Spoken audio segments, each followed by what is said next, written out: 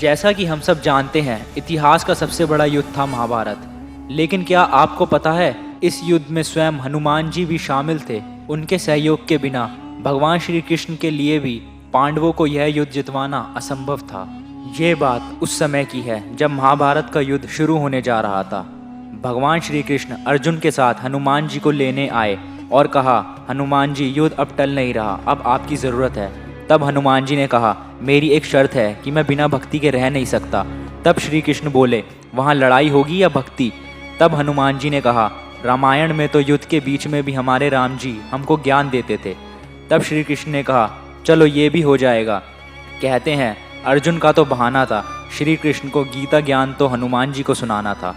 भगवान श्री कृष्ण जिस अर्जुन के सारथी बने थे, उस रथ की छत पर ध्वज के रूप में हनुमान जी विराजमान थे। महाभारत युद्ध में जब कर्ण और अर्जुन के बीच युद्ध चल रहा था, कर्ण अर्जुन पर भयंकर बाणों की वर्षा कर रहे थे। उनके बाणों की वर्षा से श्री कृष्ण को भी बाण लग रहे थे। उनके बाणों से श्री कृष्ण का कवच कटकर गिर पड़ा और उनके सुकुमार अंगों पर बाण लगने लगे। रथ की छत पर बैठे पवनपुत्र हनुमान जी एक टक नीचे अपने आराध्य की ओर ही देख रहे थे। श्री कृष्ण कवचहीन हो गए थे। कर्ण के बाण उनके अंगों को भेद रहे थे।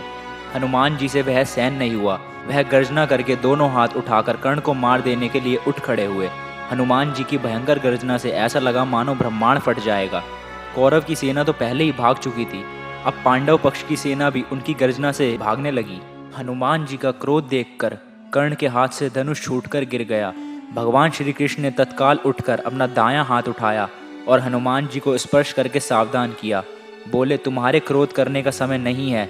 श्री कृष्ण के स्पर्श से हनुमान जी रुक तो गए, किंतु उनकी पूंछ खड़ी होकर आकाश में हिल रही थी। उनके दोनों हाथ की मुट्ठी बंद थी, उनकी आंखों में मानो आग भरी हो। हनुमान जी का क्रोध देखकर कर्ण और उनके सारथी कांपने लगे। हनुमान जी का क्रोध शांत ना होते देखकर श्री कृष्ण ने कड़े स्वर में कहा, हनुमान, मेरी ओर देखो। अगर तुम इस प्रकार कर्ण की ओर कुछ क्षण और देखोगे तो कर्ण तुम्हारी दृष्टि से ही मर जाएगा। यह त्रेता युग नहीं है। तुम्हारे पराक्रम को तो दूर, यहाँ तुम्हारा तेज भी कोई सह नहीं सकता। तुमको मैंने इस युद्ध में शांत रहकर बैठने को कहा था। फिर हनुमान जी ने अपने आराध्य देव की ओर नीचे देखा और शांत होकर बैठ गए।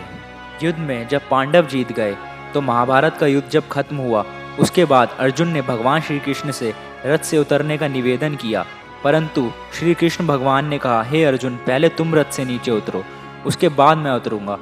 अर्जुन ने ऐसा ही किया और उसके बाद जब भगवान श्री कृष्ण रथ से उतरे, वैसे ही वह जलकर भस्म हो गया। तो अर्जुन ने भगवान श्री कृष्ण से पूछा कि हे वसुदेव, रथ क्यों जल गया? तब भगवान श्री कृष्ण ने कहा कि हे अर्जुन, ये रथ तो भीष्म पितामह, द्रोणाचार्य और कर्ण के दिव्यास्त्रों के पहाड़ से पहले ही खत्म हो चुका था। इस रथ पर हनुमान जी विराजित थे। मैं स्वयं इसका सारथी था। इस वजह से रथ सिर्फ मेरे संकल्प की वजह से चल रहा था और अब इस रथ का काम पूरा हो चुका है, इसलिए मैंने ये रथ छोड़ दिया और ये जल गया। अर्जुन का रथ भगवान श्री कृष्ण स्वयं चला रहे थे। शेषनाग स्वयं रथ के पहिए को पकड़े थे ताकि भीष्म पितामह, द्रोणाचार्य और कर्ण के दिव्यास्त्रों के प्रहार से भी रथ पीछे ना खिसके। अर्जुन के रथ की रक्षा स्वयं श्री कृष्ण भगवान, हनुमान जी और शेषनाग कर रहे थे। ऐसी और रोचक कहानियाँ जानने के लिए हमें सब्सक्राइब करें, लाइक करें, शेयर करें। धन्यवाद।